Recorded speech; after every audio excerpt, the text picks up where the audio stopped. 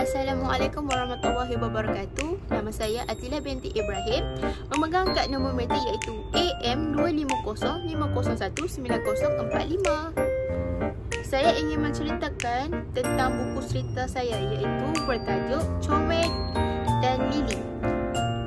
Buku cerita ini mengisahkan dua ekor lebah yang selalu keluar dan mempunyai hubungan yang rapat, dan mereka merupakan kawan yang baik. Di antara buku cerita ini menunjukkan sifat-sifat yang boleh dijadikan teladan untuk kanak-kanak, iaitu rajin berusaha, mempunyai hubungan yang baik dengan orang lain dan tolong-menolong. Kerana sifat-sifat ini boleh dijadikan teladan kepada mereka dan kepada pembaca.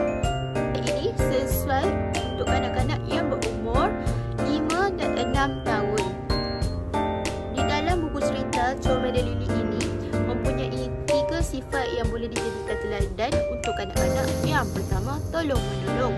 Contohnya, di dalam buku cerita ini mengisahkan apabila Lili dan Comel ini diperangkap oleh lebah yang jahat ketika mencari madu untuk dibawa pulang. Yang kedua iaitu rajin berusaha. Contohnya di dalam buku cerita ini, Comel dan Lili akan mencari madu sehingga penuh bakul untuk dibawa pulang ke rumah. Yang ketiga iaitu mempunyai hubungan yang baik dengan rakan. Contohnya, Lili dan Comel ini sentiasa keluar bersama-sama mencari madu untuk dibawa pulang.